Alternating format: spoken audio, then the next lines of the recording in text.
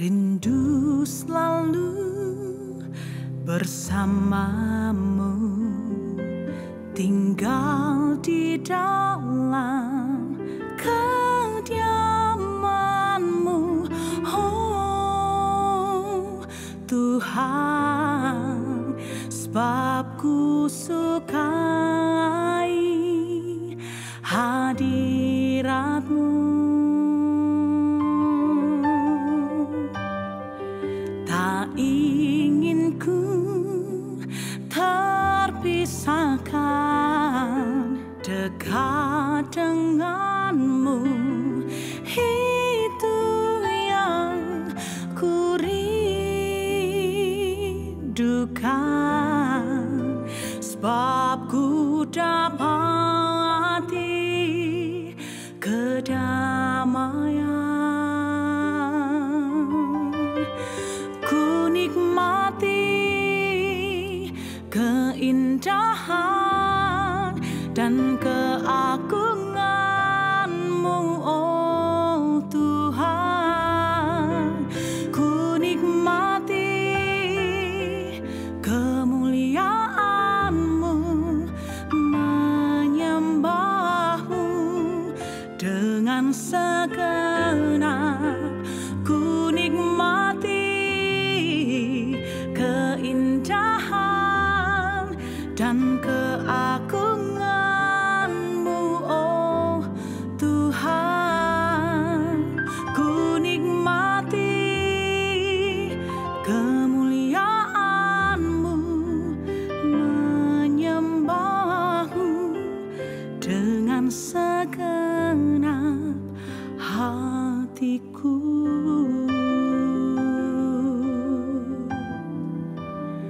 Menyembahmu dengan segenap hatiku.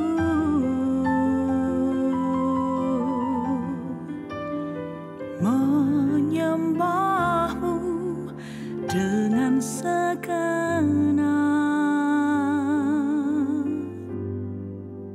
hatiku.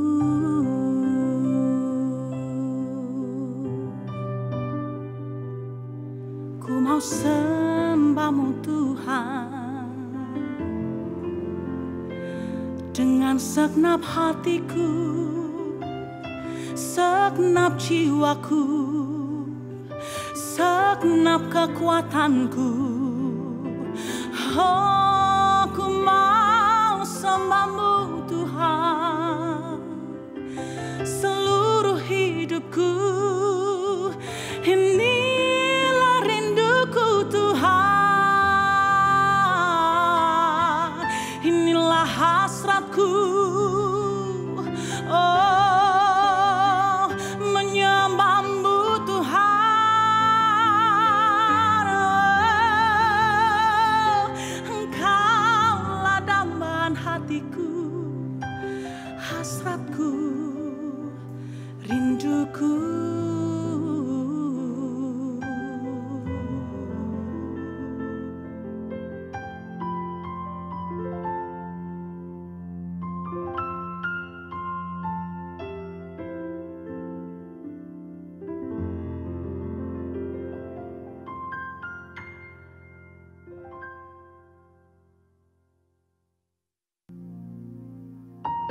Kami mau menyembahmu Tuhan saat ini.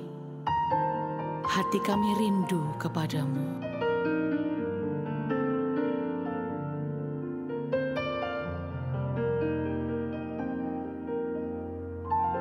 Sebab Engkaulah Tuhan yang Maha Tinggi.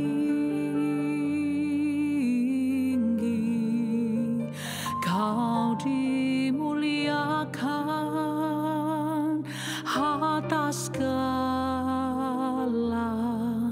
hala. Sebab Engkaulah Tuhan yang Maha Tinggi.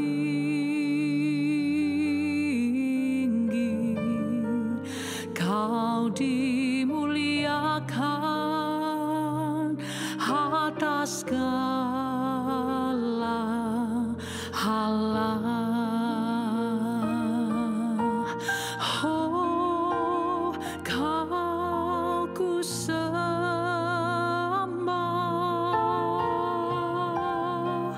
Kau ku sembah,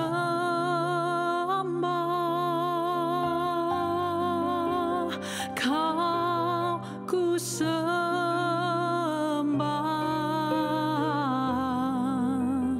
Oh Tuhan,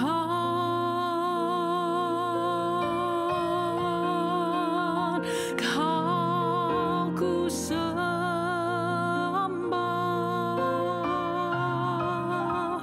Kau ku sembah,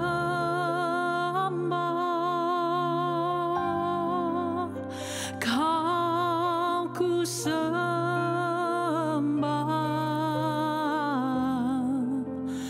Oh Tuhan, oh ku menyembah-Mu.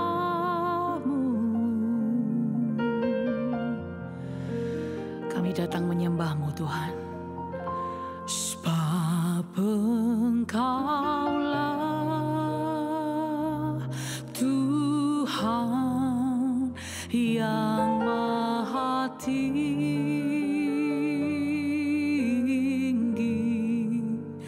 Kau dimuliakan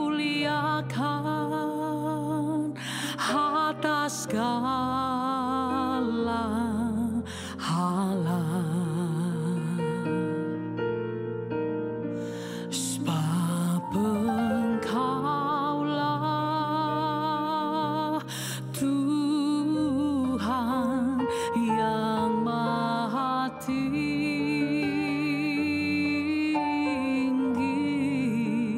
Kau dimuliakan atas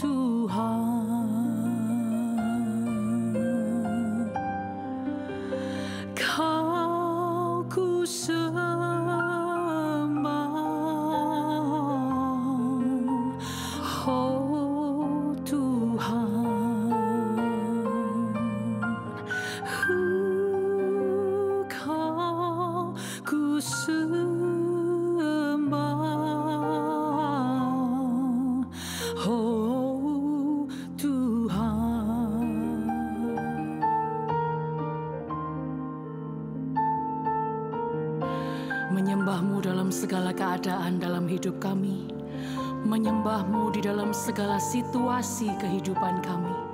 Itu yang ingin kami kerjakan dalam hidup kami, Tuhan, yaitu selalu menyembah dan selalu bersyukur dan mengakui kedaulatan-Mu di dalam kehidupan kami.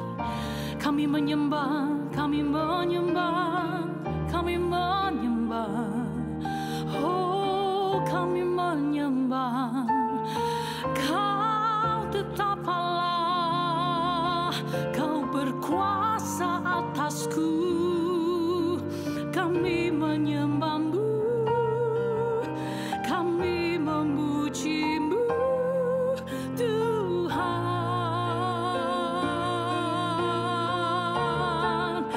Tak ada yang lain yang ku sembah. Oh, satu nama yang berdaulat di dalam hidupku, hanya Engkau, Yesus. Sungguh hanya Engkau berdaulat penuh dalam hidup kami. Tak ada lain yang ku sembah. Oh, selain Kau, hanya Kau, Yesus.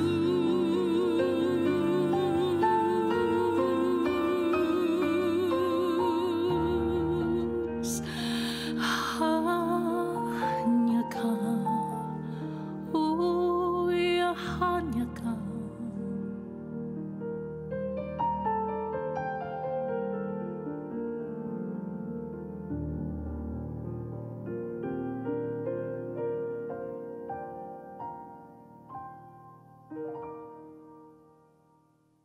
Shalom, saudara yang terkasih dalam Tuhan Yesus. Senang bisa berjumpa dengan jemaat sekalian dalam ibadah secara virtual atau online di hari Minggu tanggal 17 Januari tahun 2021. Izinkan saya menyampaikan salam dan selamat pagi dari Jemaat GKBJ Depok kepada Jemaat GSKI Betani Nginden, Jemaat GSKI Betani Manyar, Jemaat GSKI Betani Sukomanunggal, Jemaat GSKI Betani Citraland, dan seluruh cabang di Surabaya dan sekitarnya. Saya akan menyampaikan firman Tuhan hari ini dengan sebuah tema, Akulah Roti Hidup. Teks firman Tuhan yang saya ambil di dalam Injil Yohanes 6 ayat 35, firman Tuhan berkata, kata Yesus kepada mereka, Akulah roti hidup. Barang siapa datang kepadaku, ia tidak akan lapar lagi. Dan barang siapa percaya kepadaku, ia tidak akan haus lagi. Saya ingin mengajak saudara untuk kita coba perhatikan kata akulah. Kata akulah di sini, suatu itu dalam bahasa Yunaninya dipakai kata ego emi.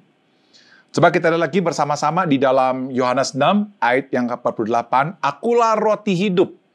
Nenek moyangmu telah makan mana di padang gurun, dan mereka telah mati.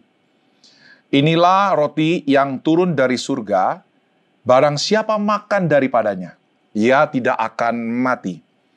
Akulah roti hidup yang telah turun dari surga, jikalau seorang makan dari roti ini, ia akan hidup selama-lamanya. Dan roti yang kuberikan itu ialah dagingku, yang akan kuberikan untuk hidup dunia. Perhatikan kata akulah dalam ayat 48 dan akulah di dalam ayat 51. Dipakai kata ego emi. Nah, saudaraku, kenapa saya perlu menekankan ini kepada saudara tentang akulah? Karena di dalam teologi Injil Yohanes, kata akulah di sini adalah merupakan sebuah kata yang sangat sentral yang menjelaskan tentang siapa Yesus yang sesungguhnya. Kalau Hengki Setiawan berkata akulah, ini tidak terlalu penting, saudaraku. Nggak ada hal yang sangat penting buat saudara, nggak ada hal yang penting buat orang lain, yang memang penting buat anak saya. Tapi siapa Hengki Setiawan? Tapi tidak dengan Yesus. Yesus itu sangat penting dengan semua umat manusia di seluruh dunia, di sepanjang abad, dan di segala tempat, saudara. Ego eimi ini merupakan sebuah perkataan yang sangat kontroversi yang keluar dari mulut Yesus. Yang menimbulkan kemarahan dari orang-orang Yahudi. Karena apa yang dikatakan di situ sangat menusuk iman kepercayaan Yudaism kuno waktu itu, saudara. Kita membaca di dalam Yohanes 8 ayat 58, ayat 59, firman Tuhan berkata, kata Yesus kepada mereka, aku berkata kepadamu, sesungguhnya sebelum Abraham jadi, aku telah ada. Kata aku telah ada, itu dipakai kata ego eimi atau akulah. Jadi aku ada sebelum Abraham ada. Ayat 59, lalu mereka mengambil batu untuk melempari dia, tetapi Yesus menghilang dan meninggalkan bait Allah. Nah, kalau kita melihat ayat 59, saudaraku jelas bahwa apa yang dikatakan oleh Yesus tentang ego eimi atau akulah, ini adalah merupakan sebuah perkataan yang sangat kontroversi. Sehingga orang-orang Yahudi marah dan bahkan mau membunuh Yesus, saudara. Kenapa demikian? Kenapa ini menjadi sesuatu yang kontroversi bagi orang-orang Yahudi, saudara? Ada 3. Yang pertama, saudaraku, bahwa Yesus lagi sedang menyamakan dirinya kepada Abraham dan atau bahkan lebih hebat dari Abraham. Saudaraku, Abraham adalah merupakan tokoh sentral yang berkaitan dengan kepercayaan orang-orang Yahudi tentang covenant, tentang perjanjian. Saudaraku, orang-orang Israel atau orang-orang Yahudi, biasa kalau mereka berdoa, kalau misalnya mendoakan tentang sesuatu yang bersifat covenant, ya, atau sesuatu yang bersifat pengharapan. Jadi mereka itu biasa untuk menyebutkan Abraham, Ishak, dan Yakub. Ini menunjukkan bahwa Allah yang dipercaya oleh orang-orang Israel adalah Allah yang mengikatkan dirinya kepada janjinya kepada orang-orang Israel sebagai umat pilihan Tuhan.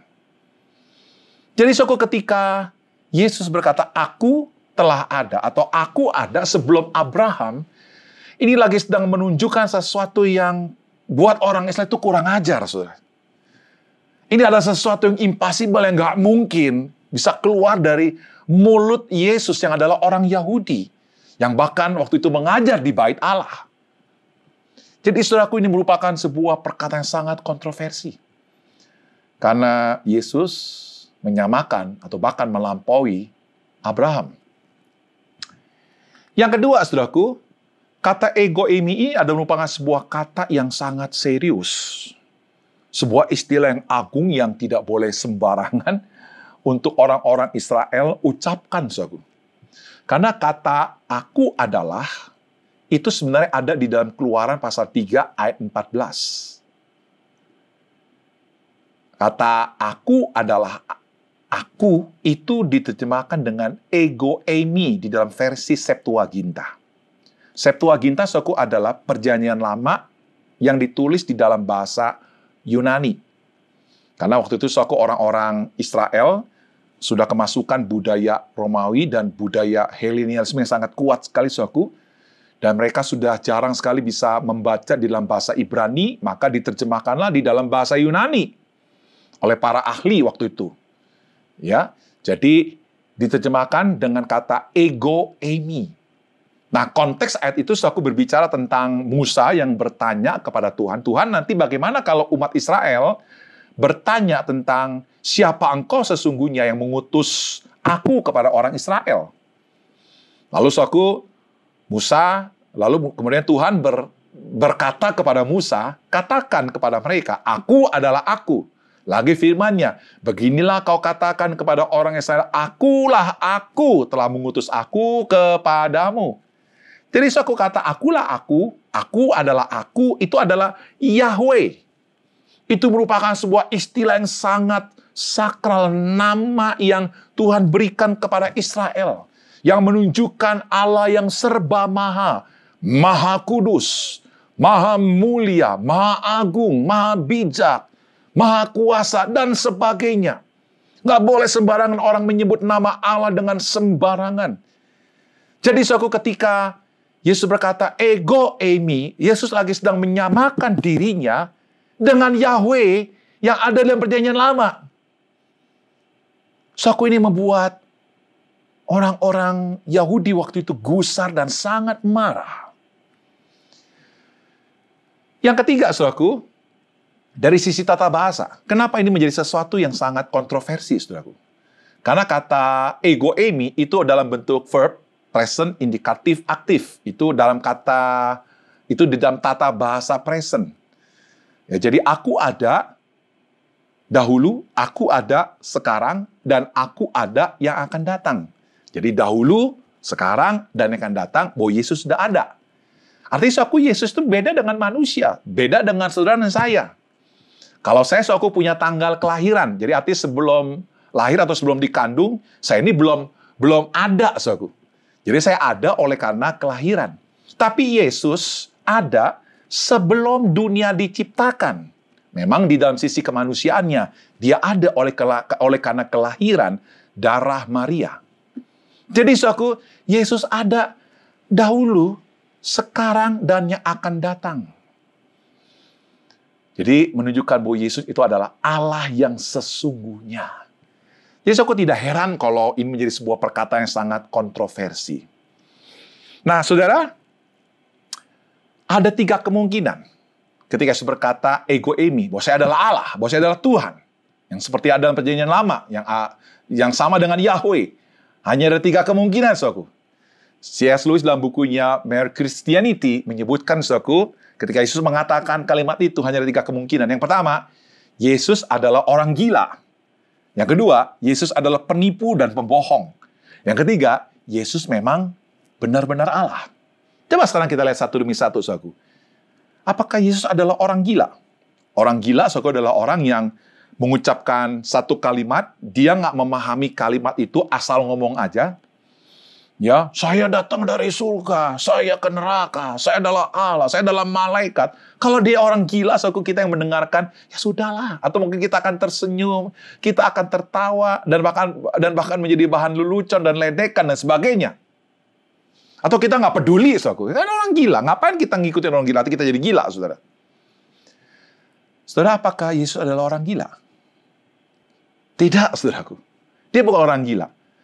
Kalau Yesus orang gila, sudah pasti tidak akan dilempari batu.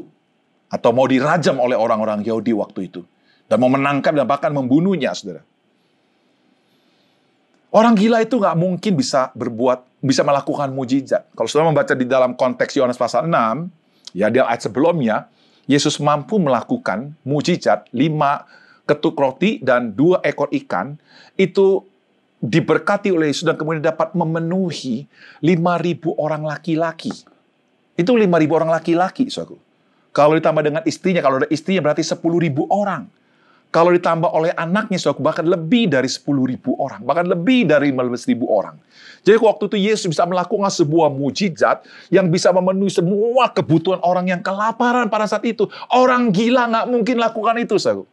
Mana ada orang gila bisa melakukan mujizat di rumah sakit jiwa, saudaraku. Mana ada orang gila yang bisa melakukan mujizat ketika dia berjalan, saudaraku. Ya, orang gila adalah orang gila, saudara. Yesus bukan orang gila, saudara. Yang kedua, Yesus adalah penipu dan pembohong yang ulung. Apakah Yesus adalah penipu, saudara, dan pembohong? Tidak. Tidak, saudaraku. Yesus memiliki pengikut yang begitu banyak. Bahkan sampai sekarang, saudaraku. Dan pengajarannya tetap kokoh. Saya katakan begini, saudaraku. Hanya pengajaran di dalam Kristus, fakta tentang Yesus yang seringkali diserang, yang seringkali coba digoncangkan oleh ilmu pengetahuan, oleh kekritisan logika dan sebagainya, tapi tetap eksis sampai sekarang. Tidak ada satu pengajaran yang didasarkan oleh sebuah dusta akan bisa bertahan untuk selama-lamanya. Satu saat yang namanya dusta akan kelihatan. Sebuah pengajaran yang didirikan di atas sebuah dusta tidak akan membuat pengikutnya akan tetap mengikuti. Walaupun harus menghadapi sebuah penderitaan yang amat luar biasa. Saudara, kalau demikian, hanya ada kemungkinan yang ketiga, yaitu Yesus memang benar-benar Allah. Yesus bukan orang gila, saudaraku. Kalau Yesus adalah orang gila, saudaraku, maka kita adalah orang gila yang bodoh yang percaya pada Yesus. Yesus bukan penipu dan pembohong, saudara. Kalau Yesus adalah penipu dan pembohong, kita adalah orang, atau bahkan orang Kristen di seluruh dunia, yang menjadi mayoritas penghuni dunia ini adalah orang yang paling malang di dunia ini. Buat saya, saudaraku, Yesus benar-benar Allah. Itulah sebabnya kekristenan didirikan atas sebuah pribadi yang bernama Yesus, yang adalah Allah yang berinkarnasi menjadi manusia. Saudaraku yang terkasih di dalam Tuhan Yesus, ego eimi menunjukkan bahwa Yesus adalah Allah. Sebenarnya suatu kata ego eimi di dalam Injil Yohanes itu ada 7 kali. Ya, ada 7 kali disebutkan. Dalam Yohanes 6 ayat 48, akulah roti hidup. Yohanes 9 ayat yang kelima, akulah terang dunia. Yohanes 10 ayat 9, akulah pintu bagi domba-domba. Yohanes 10 ayat 11, akulah gembala yang baik. Yohanes 11 ayat 29, akulah kebangkitan dan hidup. Yohanes 14 ayat 6, akulah jalan kebenaran dan hidup. Yohanes 15 ayat yang pertama, akulah pokok anggur yang benar. Ini ada 7, saudara. 7 itu angka yang sempurna. Jadi berbicara tentang Yesus yang sempurna. Yesus yang akan menyempurnakan kehidupan saudara. Salah kebutuhan yang sangat hakiki, yang sangat penting, yang sangat fundamental di dalam kehidupan rohani kita, itu hanya sempurna ada di dalam Yesus Kristus. Soalnya saya tidak akan bisa membahas ketujuh perkataan ego eimi tentang Yesus. Hari ini saya akan membahas tentang akulah roti hidup. Saya berdoa kalau ada kesempatan saya akan bisa membahas satu demi satu dari perkataan Yesus tentang ego eimi ini kepada kita semua. Baik, kita akan bersama-sama melihat yang pertama, saudaraku. Akulah roti hidup. Saudaraku, tak kala Yesus berkata, akulah roti hidup. Kata roti di sini, saudaraku, itu bukan lagi sedang menunjukkan roti yang sesungguhnya, begitu ya. Tapi Yesus lagi sedang menggambarkan, Yesus memakai roti ini sebagai sebuah kiasan atau metafora yang memiliki 2 arti. Yang pertama itu berbicara tentang kepuasan, ya. Yang kedua itu berbicara tentang kehidupan. Jadi metafora tentang 2 hal ini, saudara. Jadi Yesus pakai roti. Coba kita lihat sama-sama, satu demi satu. Yang pertama, Yesus memberikan kepuasan. Kepuasan apa? Kepuasan batin, kepuasan jiwa, kepuasan hati kita, saudara. Kita baca ayat ini, saudara. Yohanes 6, ayat yang ke-35. Kata Yesus kepada mereka, akulah roti hidup, barang siapa datang kepadaku, ia tidak akan lapar lagi.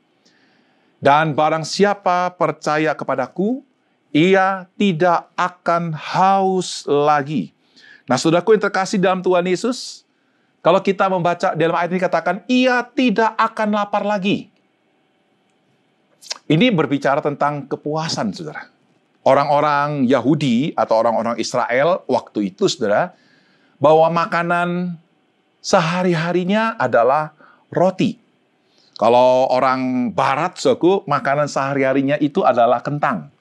Kalau kita orang Asia, saudaraku, orang Indonesia, makanan sehari-harinya adalah nasi. Saudara, kita bisa makan steak, kita bisa makan bistik dengan apa? Dengan kentang, saudara. Kita bisa, mungkin 1 hari bisa, 1 hari 2 hari bisa, 3 hari bisa. Tapi kita sebagai orang Asia, sebagai orang Indonesia, tidak akan bisa setiap hari makan bistik, saudara. Kita perlu nasi. Nasi itu bisa tentang sebuah kepuasan. Itu kalau dalam bahasa saya itu, kalau saya kadang-kadang ngomong ya sama istri saya kalau nggak makan nasi itu nggak nendang rasanya. Ya, jadi nggak cukup saya hanya makan rendang, nggak cukup saya hanya makan hanya makan capcay, sayur-sayuran, begitu ya. Saya perlu makan nasi. Rasanya kalau nggak ada nasi itu nggak lengkap, begitu loh. Jadi hanya nasi itu saja yang dapat bisa memuaskan dahaga jiwa perut saya, saudara. Ya hanya nasi yang dapat bisa memuaskan itu. Ya walaupun perlu rendang, perlu capcay, tapi nasi itu adalah merupakan sebuah kebutuhan yang sangat penting. Dan lagi kalau kita membaca dalam Yohanes pasal 6 ayat 35, di sini sebenarnya ada sebuah double, ya arti kiasan ini di double, lagi hendak menegaskan sesuatu yang lebih penting dan lebih dalam, dikatakan, barang siapa percaya kepadaku, bukan saja tidak akan lapar lagi, Tetapi saudaraku, ia tidak akan haus lagi. Haus. Kita bisa minum Coca-Cola, saudara. Kita bisa minum Fanta. Kita bisa minum Sprite. Tapi saya mau katakan itu bukan minuman kita sehari-hari. Kita bisa mati karena itu, saudara. Bisa kena gula, saudara. Minuman kita yang setiap hari itu adalah air putih. Habis makan, kita minum air putih. Waktu kita lelah, kita minum air putih. Air yang murah, tetapi itu sangat penting buat kehidupan, saudara. Saudara, apakah Yesus menjadi sesuatu yang memuaskan hidup saudara? Saudaraku, Yohanes pasal 6 ayat 35, kalau kita membaca konteks atasnya, saudara, itu berbicara tentang Yesus melakukan mujizat, sehingga akhirnya 5.000 orang laki-laki itu bisa mendapatkan makan hanya dari 5 ketuk roti dan 2 ekor ikan yang diperbanyak oleh mujizat. Sehingga waktu itu mereka terperangah dan mereka terkejut. Wow, Yesus bisa lakukan itu. Mari kita jadikan dia raja. So, apakah Yesus mau dijadikan raja oleh karena roti itu, saudara? Oleh karena mujizat itu, saudara? Yesus nggak mau. Kalau Anda baca secara teliti, Yohanes pasal 6, Yesus meninggalkan mereka. Yesus pergi jauh dari mereka. Yesus tidak mau menjadi raja oleh karena berkat. Oleh karena mujizat, saudara. Saudaraku, apakah kita menjadi orang Kristen yang hanya mengejar berkat, yang hanya mengejar mujizat, bukan Yesus yang adalah sumber mujizat dan berkat itu? Saudaraku yang terkasih dalam Tuhan Yesus, ada sebuah kalimat yang diucapkan oleh seorang yang bernama Blaise Pascal, yang bilang begini, saudara. Dalam hati setiap manusia ada ruang kosong yang dibentuk oleh Allah, yang tidak bisa diisi oleh segala ciptaan Allah. Namun hanya oleh Allah, Sang Pencipta, yang dikenal melalui Yesus. Saya yang beritahu saudara, di dalam hati kita hanya ada sebuah ruang yang tidak bisa diisi oleh uang, yang tidak bisa diisi oleh status, yang tidak bisa diisi oleh ciptaan Allah yang lain, yang hanya bisa diisi oleh Yesus. Seorang yang puas di dalam Yesus adalah seorang yang puas karena Yesus sendiri yang ada di dalam hidupnya, bukan yang lain. Hanya Yesus sendiri yang ada di dalam hatinya, bukan yang lain. Saudara, ada sebuah pertanyaan reflektif yang saya ingin tanyakan pada saudara. Apakah kita adalah orang yang puas dalam Tuhan? Coba mari bersama-sama kita pikirkan dengan 3 hal ini. Yang pertama, jika saja ada satu hari saya tidak merenungkan firman dan berdoa, maka ada yang kurang dalam saya. Pernahkah saudara mengucapkan kalimat ini, saudara? Atau bahkan berulang-ulang mengucapkan kalimat ini? Sekali saya tidak membaca firman, rasanya ada sesuatu yang kurang dalam hidup saya. Sekali saya tidak bersatu teduh, sekali saya tidak berdoa, rasanya ada yang kurang dalam hidup saya. Tapi ketika saudara berdoa, ketika saudara bersatu teduh setiap hari, ada sebuah kepuasan dalam hidup saudara. Sekalipun mungkin pada saat itu Anda tidak mendapatkan berkat yang sangat besar. Berkat keuangan, berkat keuntungan, berkat status, dan sebagainya. Sekalipun itu Anda tidak mendapatkannya, tapi buat saudara, jiwa saya sudah puas karena Tuhan. Seperti rusa merindukan air, demikian pula jiwaku rindu akan Engkau. Saudara, dalam masa pandemik ini, saudaraku, mari bersama-sama kita hanya puas di dalam Yesus, saudara. Masa pandemik ini merupakan sebuah masa pengujian buat kita semua.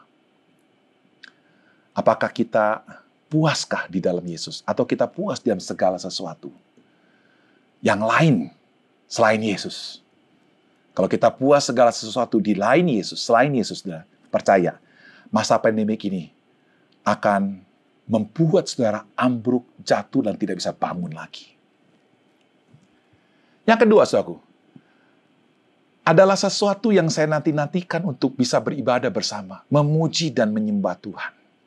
Saya ingin tanya pada saudara, apakah yang namanya memuji, menyembah Tuhan, misalnya pada hari Minggu, itu adalah sesuatu yang saudara nanti-nantikan dari dalam.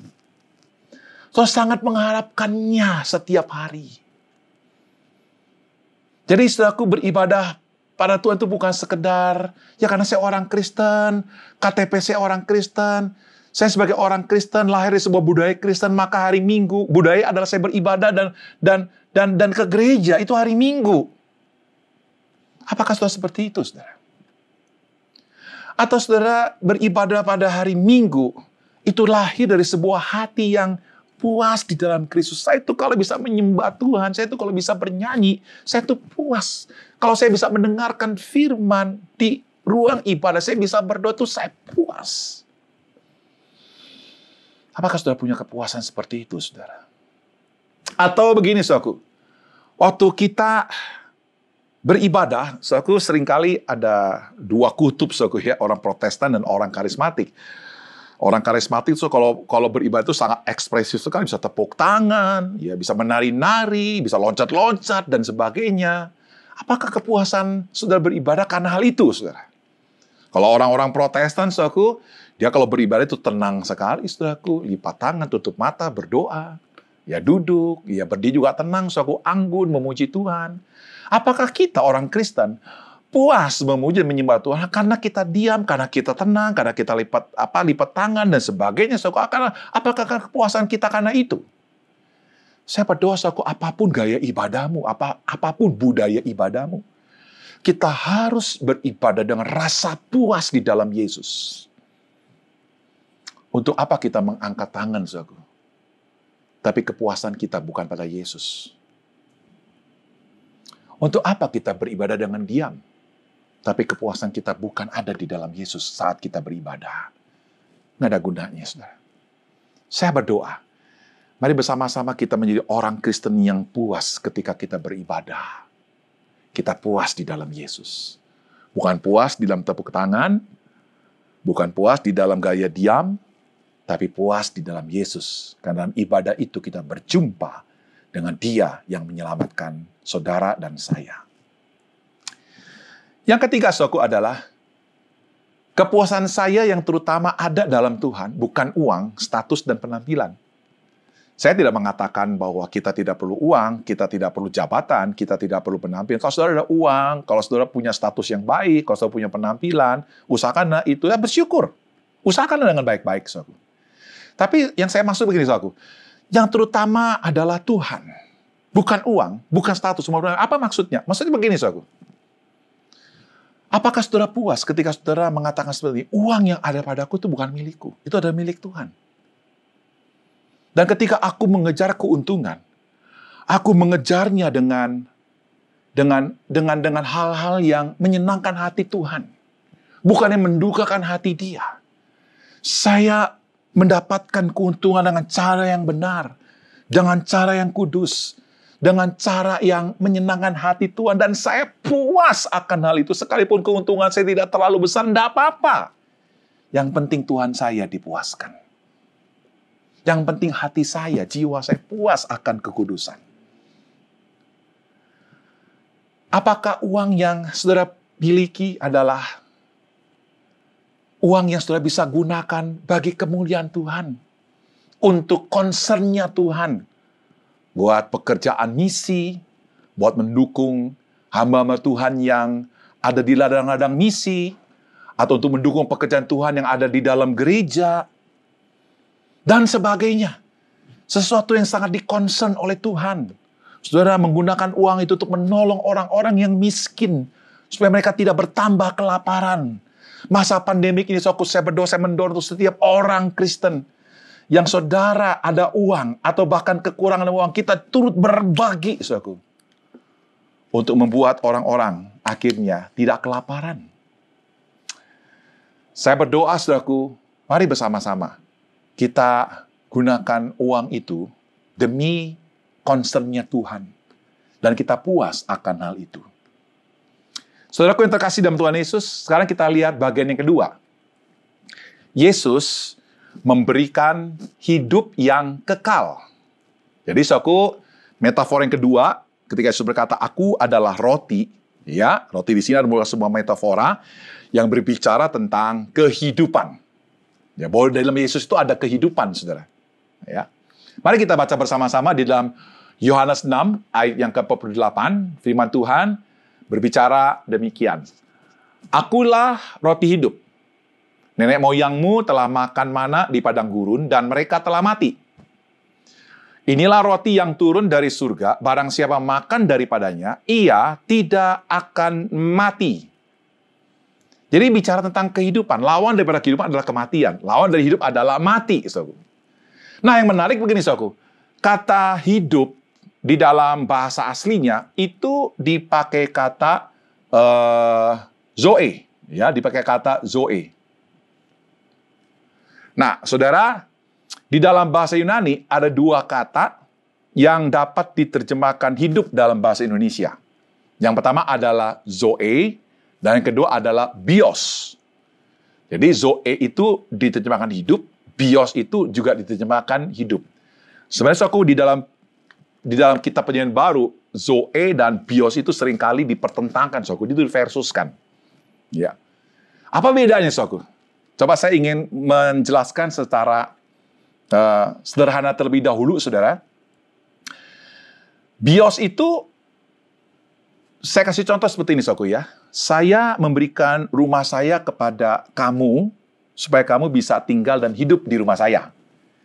Jadi, saudaraku, kata hidup itu bios, karena saya memberikan rumah buat dia. Atau, saudaraku, saya memberikan kornea mata saya yang sebelah, buat kamu yang telah kehilangan dua kornea mata yang telah buta, supaya kamu bisa melihat. Saya masih bisa melihat dengan satu kornea, kamu bisa melihat dengan satu kornea. Itu saya lagi sedang memberikan bios buat dia.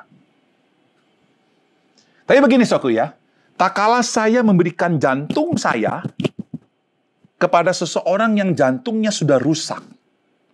Jantung saya sehat, saudaraku, sempurna, cuma satu-satunya yang saya punya. Lalu saya kasih ke dia. Saya bukan lagi sedang memberikan bios buat orang itu, loh, saudara. Saya lagi sedang memberikan zoe kepada orang itu. Karena tak kalah saya berikan jantung saya mati, dia jadi hidup. Yang seharusnya dia mati, saya tetap hidup, akhirnya saya mati, dia hidup karena jantung saya berikan kepadanya. Itu namanya zoe. Jadi, saudaraku, Yesus ketika bicara akulah roti hidup, Yesus lagi sedang berkata, inilah hidupku yang dapat menghidupkan kamu. Jadi bukan sekedar roti biasa, roti mana yang kalau dimakan, nanti suatu saat akan mati juga. Bukan sekedar pakaian, bukan sekedar rumah, yang suatu saat akan habis dan akan hancur, saudaraku.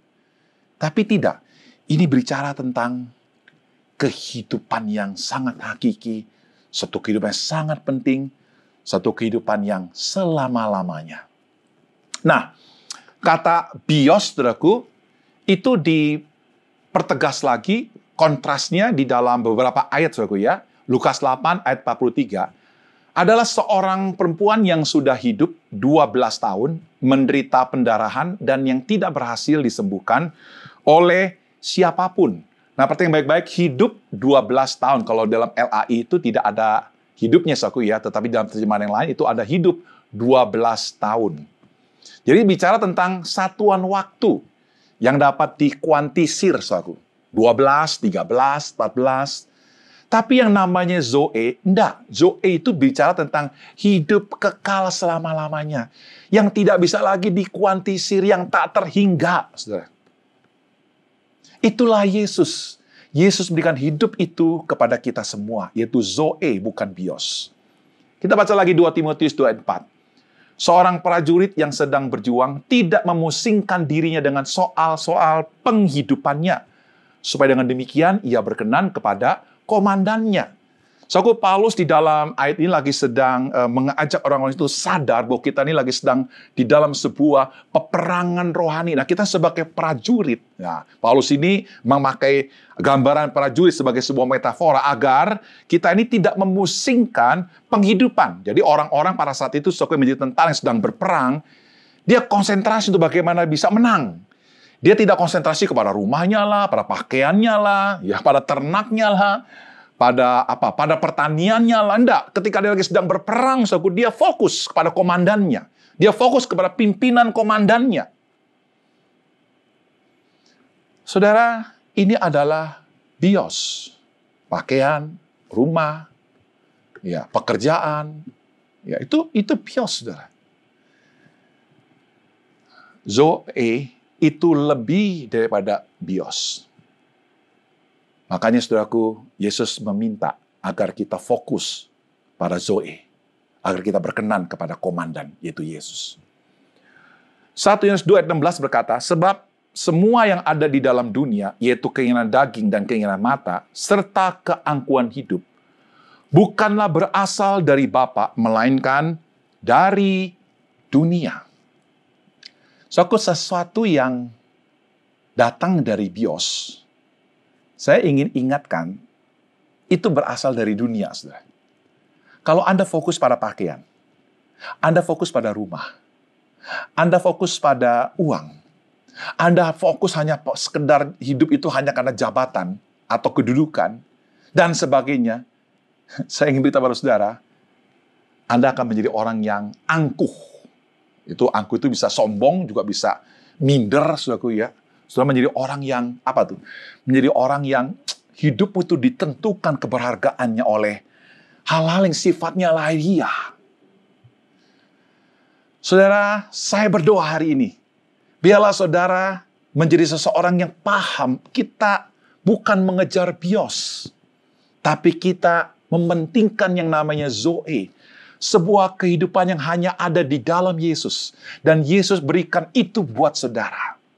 Sehingga saudara tidak akan mati untuk selama-lamanya. Saudara akan hidup untuk selama-lamanya. Yohanes 6 ayat 58 berkata, inilah roti yang telah turun dari surga. Bukan roti seperti yang dimakan nenek moyangmu.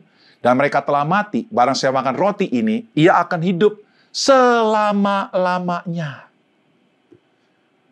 Rumah tidak akan bisa selama-lamanya, saudara. Kita pertahankan. Satu saat bisa disita sama bank. Apalagi dalam masa pandemi ini, saudaraku, ada begitu banyak rumah-rumah yang disita dan ada banyak orang yang sudah bisa menjadi gila, saudara. Uang tidak akan bisa selama-lamanya kita pegang dalam tangan kita. Satu saat kita akan mati, saudara. Dan siapa nanti yang akan memegang uang itu, kita tidak akan pernah tahu. Saudaraku, jabatan, kita bisa duduk dalam sebuah posisi tertentu. Tapi kita tidak akan pernah bisa duduk di dalam posisi itu terus-menerus. Seseorang akan selesai pada masa jabatannya karena dia pensiun, karena dia sakit, atau karena dia melakukan sebuah pelanggaran yang sangat serius. Maka akan kehilangan kedudukannya. Tapi saya ingin beritahu pada saudara, kalau kita makan roti itu, kalau kita percaya kepada Yesus, maka kita akan hidup selama-lamanya. Dan yang namanya Zoe itu, tidak akan pernah hilang dalam hidup kita. Karena Yesus yang memberikannya. Yahweh yang memberikannya buat kita. Kalau Dia yang memberikan, maka tidak akan ada yang bisa mengambilnya. Haleluya. Saudaraku yang terkasih dalam Tuhan Yesus, ada pertanyaan reflektif yang saya ingin tanyakan ke saudara yang berkaitan dengan kehidupan. Roti sebagai sebuah kehidupan kekal. Apakah kita adalah orang Kristen yang paham sesuatu yang sangat serius dan hakiki tentang Kristus? Yang pertama, buat saya Yesus bukan pendiri agama, bukan tokoh budaya, namun Allah keselamatan yang berinkarnasi menjadi manusia. Setelah saya ingin tanya kepada saudara, kenapa Anda menjadi orang Kristen? Anda bisa menjadi orang Kristen bisa saja oleh karena keluarga Anda orang Kristen. Bisa saja oleh karena budaya masyarakat Anda adalah budaya Kristen. Bisa saja oleh karena Anda, orang Kristen baik ya, jadi orang Kristen kok enak gitu ya, kok diberkati Tuhan terus-menerus, saya mau jadi orang Kristen. Bisa aja, saudara. Anda menjadi orang Kristen karena hal itu. Tapi kalau Anda menjadi orang Kristen karena hal itu, saya ingin beritahu kepada saudara, Anda sedang tidak menerima Zoe.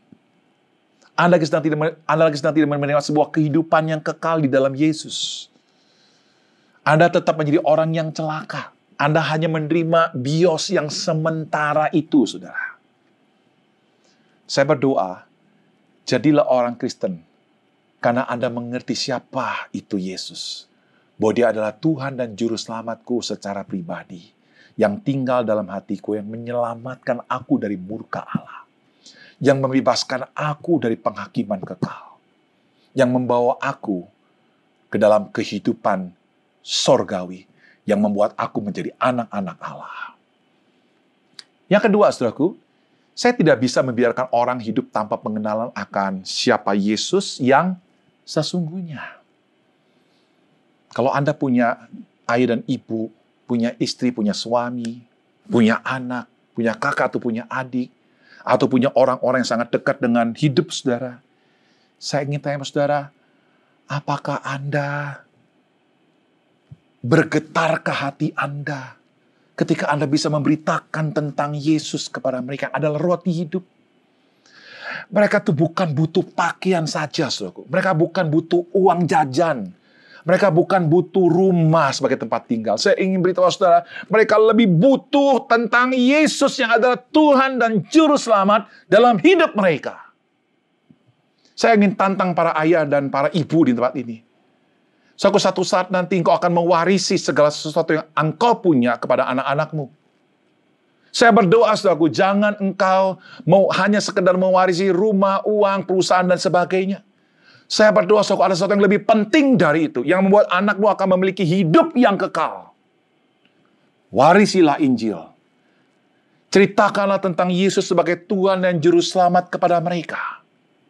Soal mereka percaya atau tidak itu urusan Roh Kudus, saudaraku. Tapi bagian saudara membawa mereka untuk bisa mengenal Yesus sebagai Tuhan dan Juru Selamat.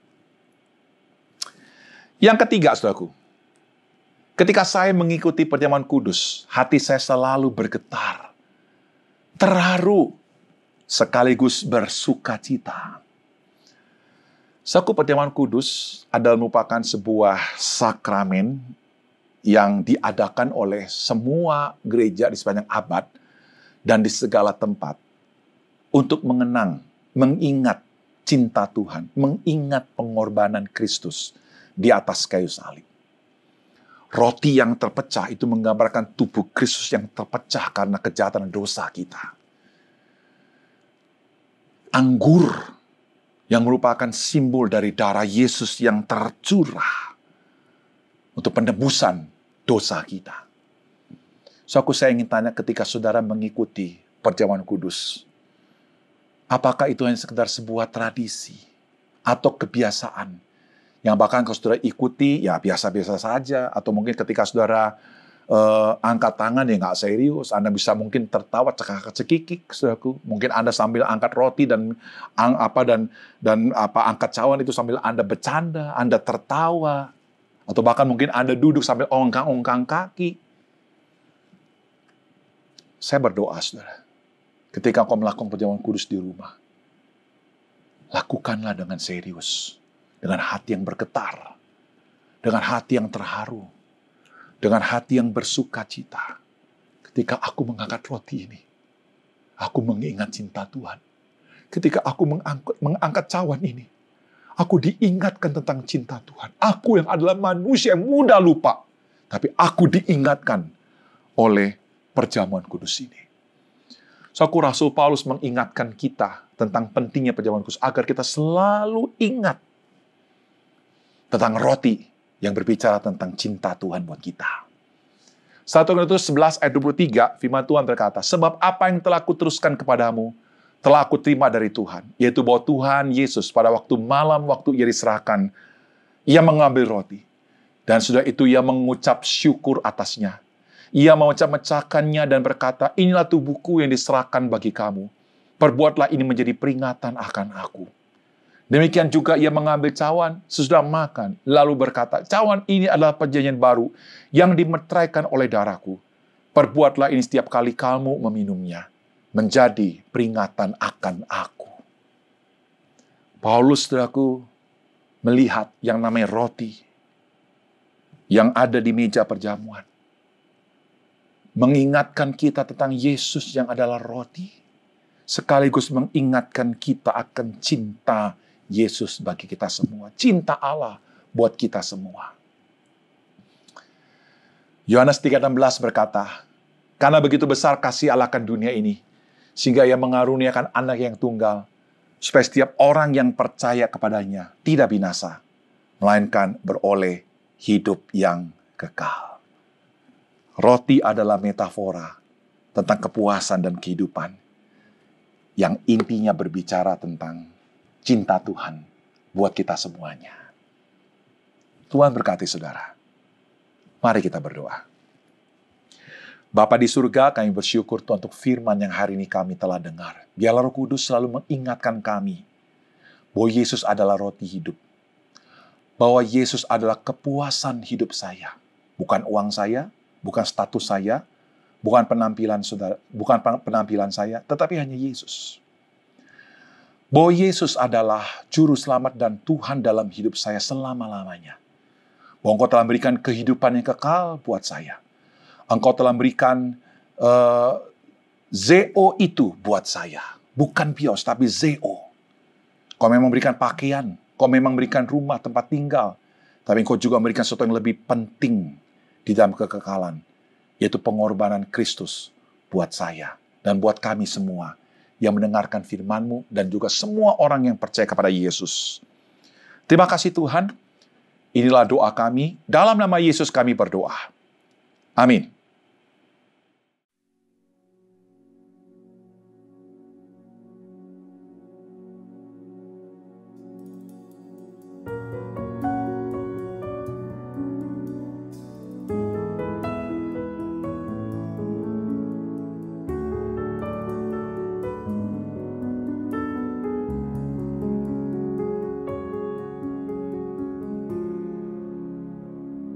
Ku sadar